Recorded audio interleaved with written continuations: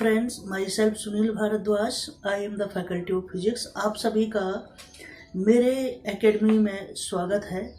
तो मैं आपके लिए बहुत ही एक कंसेप्ट लेकर आया। इम्पोर्टेंट कंसेप्ट है जिसका नाम है number of the phase space cell in the momentum interval P N P plus D p. तो इस रेंज में हमें मोमेंटम इंटरवल निकालना है कि हमें number of phase space cell count करने हैं, जो कि हमारे पास गिवन है एक रेंज मोमेंटम इंटरवल की p N P plus D p. तो इसके अंदर मैं आपको बताऊंगा कि किस तरीके से how many number of phase space cells, तो कितने हैं वो चीज़ मैं आपके साथ में डिस्कस करने वाला हूं। तो मैंने आपको ये स्टैटिस्टिकल मैकेनिक्स का, ये स्टैटिस्टिकल फिजिक्स का एक टॉपिक है, तो अब मैं इसको स्टार्ट करता हूँ।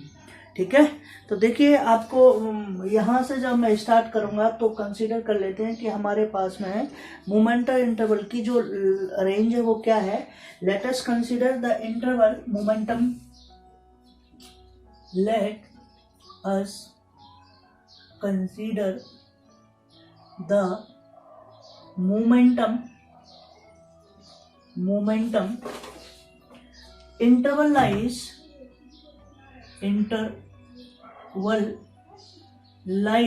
between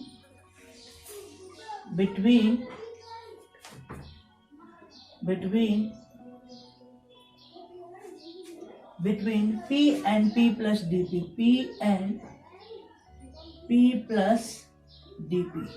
तो ये मैंने मान लिया कि जो मोमेंटम इंटरवल लाई करते हैं वो किस में करते हैं, p and p plus D P.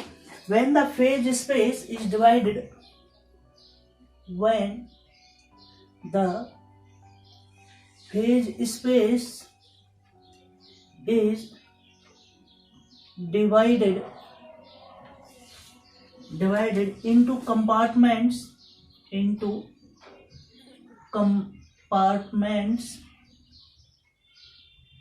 And sales.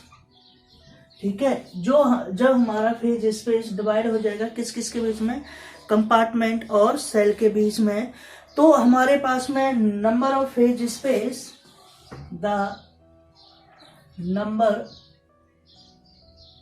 Of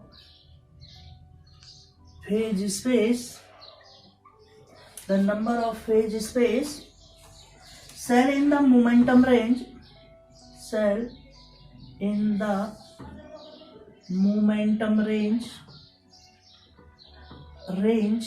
क्या रेंज है भाई इसकी, p N P plus D p. तो ये हमारे पास में number of phase space cell in the momentum interval क्या आ जाएगा, p N P plus D p. तो let the number of phase space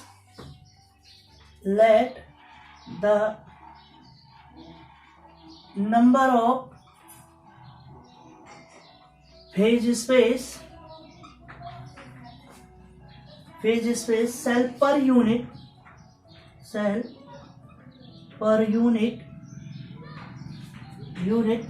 momentum interval,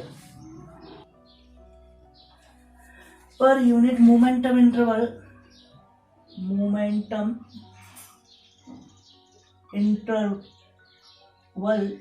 भी जीपी। क्या मान लिया मैंने, जीपी मान लिया। क्या मान लिया है मैंने, ये GP. Then the number of cell,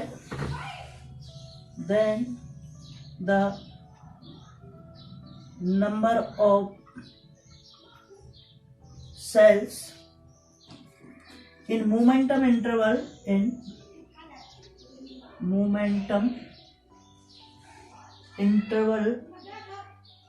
क्या P and P plus dP is given by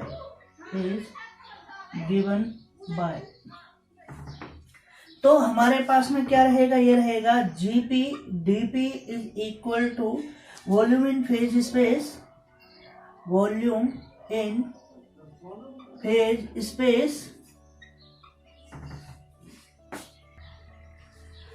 तो volume in phase space corresponding to momentum interval,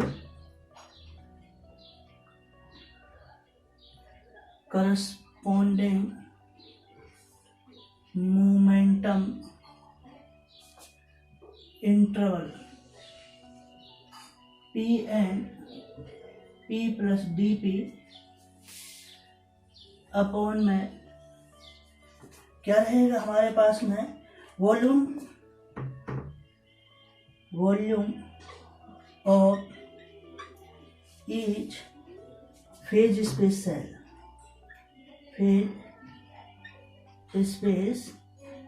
cell.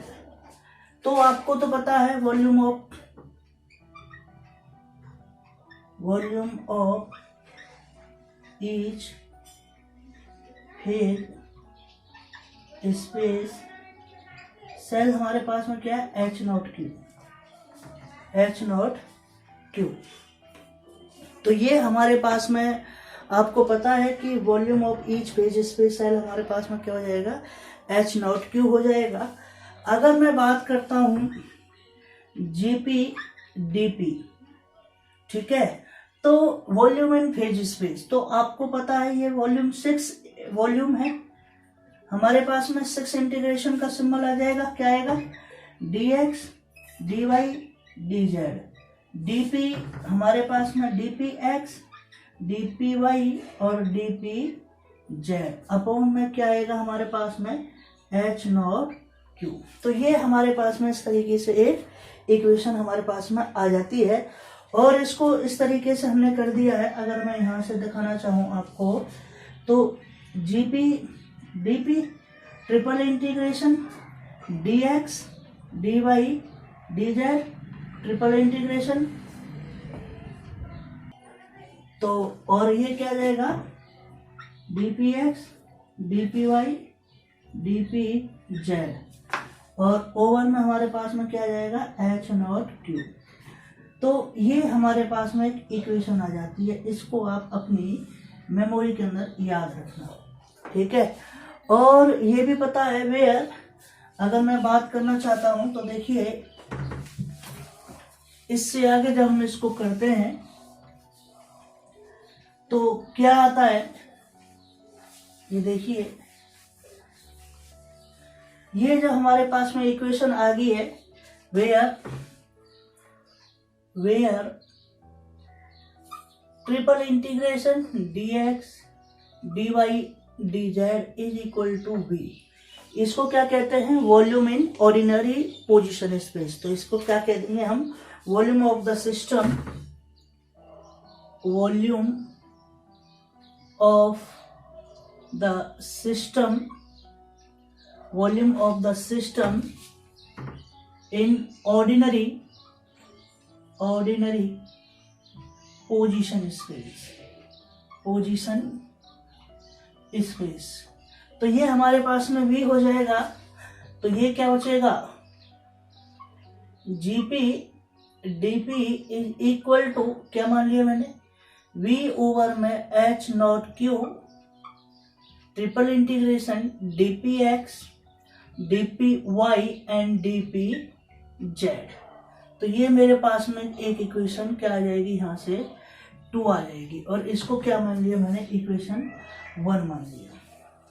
तो यहाँ तक अगर आपको कोई डाउट हो तो आप मुझसे पूछ सकते हैं। अगर इसके अंदर आपको कोई डाउट लग रहा है तो आप मुझे यहाँ तक पूछ सकते हैं।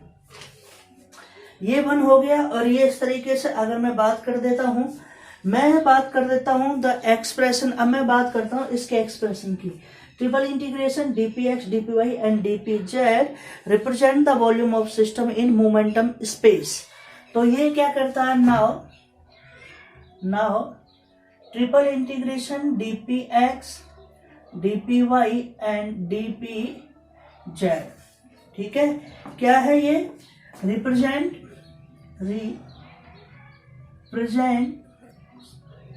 The volume of the system of the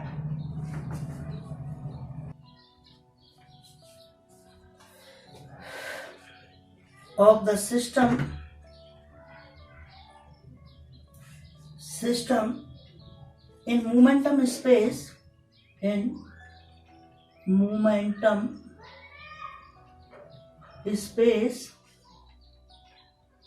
corresponding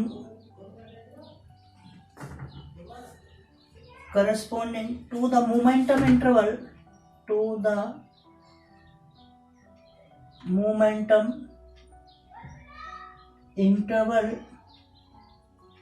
p and p plus dp। तो ये हमारे पास में इस तरीके से हो जाएगा। मोमेंटम इंटरवल की बात मैं करता हूं तो इन मोमेंटम स्पेस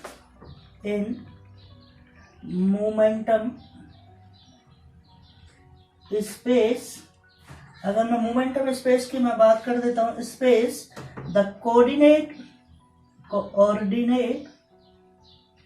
कोऑर्डिनेट्स कौन कौन से रहेंगे, x y and z are replaced by किससे हो जाएंगे, p x p y and p z. इससे हमने इसको क्या कर दिया, रिप्लेस कर दिया। तो आपने देखा कि किस तरीके से आपने इसको रिप्लेस किया है। तो आपने एक मान लीजिए कोई भी स्फीयर है, मैंने एक स्फीयर बनाया, थोड़ा सा आप बना लेना, ये ऐसा ही बनेगा। तो इस तरीके से कोई भी एक स्फीयर है हैविंग द सेंटर पॉइंट, अगर मैं इसके सेंटर पॉइंट की मैं बात कर देता हूं तो ये पॉइंट x, ये y और ये पॉइंट क्या हो जाएगा z। तो इसको मैंने क्या नाम दे दिया px, ये क्या रहेगा मेरे पास में py और ये क्या रहेगा मेरे पास में pz। तो ये पॉइंट हमारे पास में रहेंगे और ये रहेगा o। यहां तक किसी को कोई दिक्कत? तो आपने देखा यहां से इस वाले पॉइंट की ये और यहां से ये वाला पॉइंट, तो देखिए ये आपका एक लाई का स्फीयर है, तो ये इसकी दो रेडियस रहेंगे हमारे पास में। अगर देखा जाए तो इसको मैंने मान लिया ये हमारा मोमेंटम p है, क्या चीज है, मोमेंटम p है, और ये क्या चीज है, p प्लस dp है, क्या चीज है, p प्लस dp। तो ये वाला पार्ट क्या हो जाएगा, ये वाला हो जाएगा चेंज इन मोमेंटम dp, घटा दीजिए, नहीं है। तो ये सारी चीज जब आपने इस तरीके से इसको देख लिया कि ये हमारे पास मोमेंटम है, और अगर ये हमारे पास में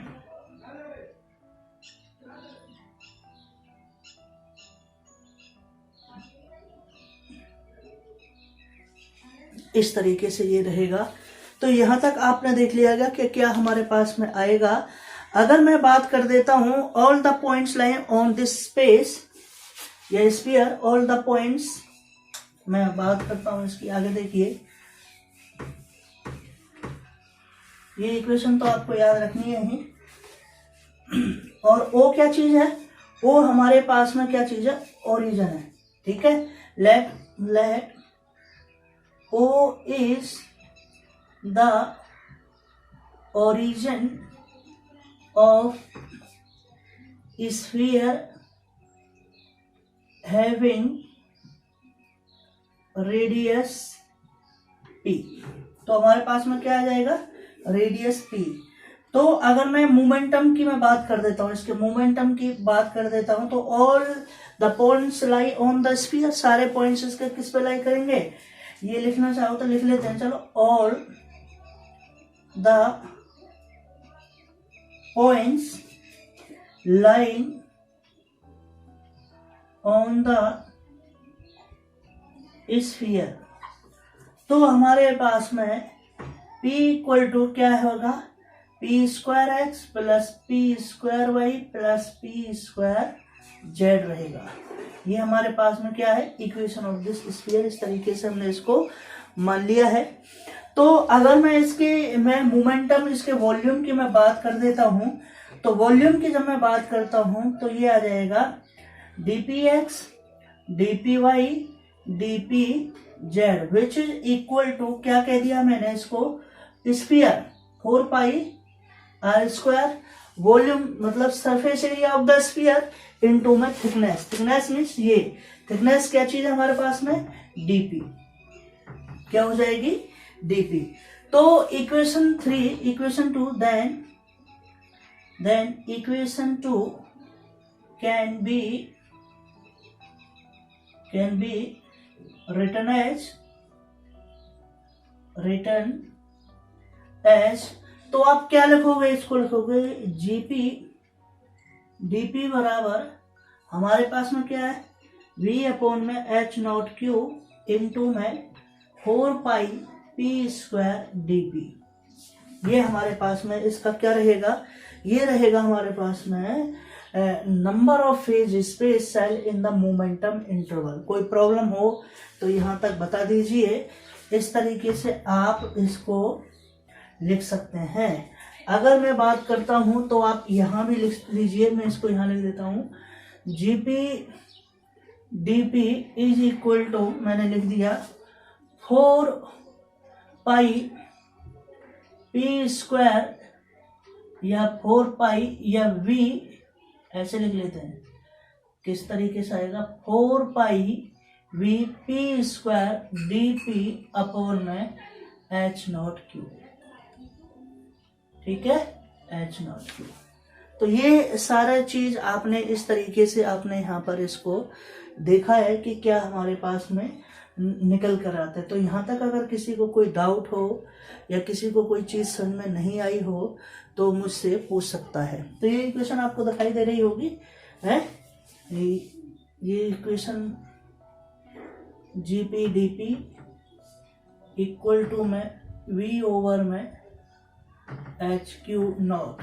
ठीक है, triple integration DP x DP y and DP z. तो यहाँ तक आपने देख लिया। अब एक और टॉपिक करते हैं। अगले टॉपिक का जो नाम है वो मैं डायरेक्ट ही उसको पूरा एक्सप्रेशन नहीं कर रहा, क्योंकि मैं उसको यूज करूंगा तो केवल उसी को ही मैं आपसे बताऊंगा। वो है जनरल एक्सप्रेशन फॉर प्रोबेबिलिटी। मैं बात करता हूं आपसे general expression for probability.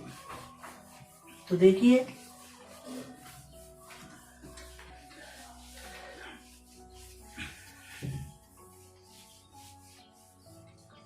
Next जो टॉपिक है उसका नाम है हमारे पास है जनरल एक्सप्रेशन फॉर प्रोबेबिलिटी। क्या चीज है, general expression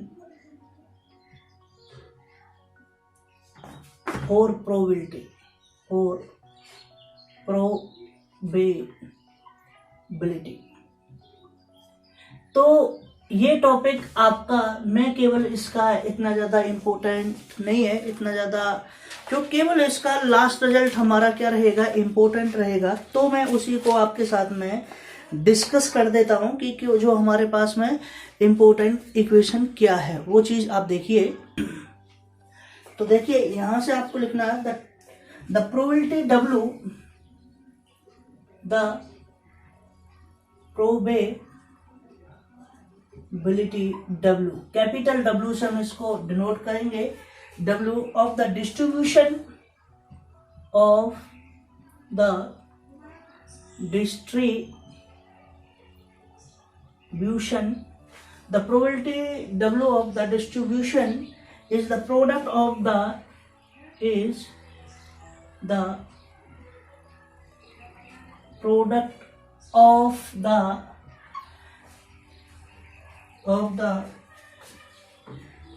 priori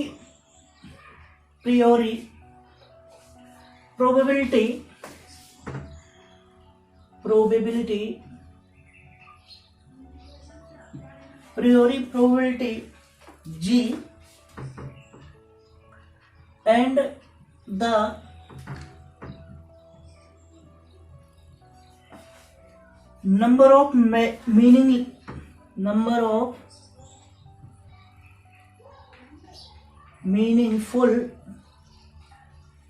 number of meaningful ways in which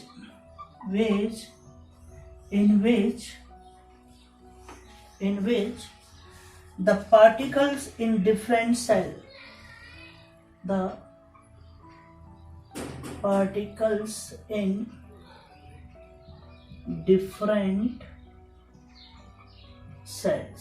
ये कहता है the probability W of the distribution is the product of, किस का प्रोडक्ट रहेगा, priori probability G and the number of meaningful ways in which the particle in different cell.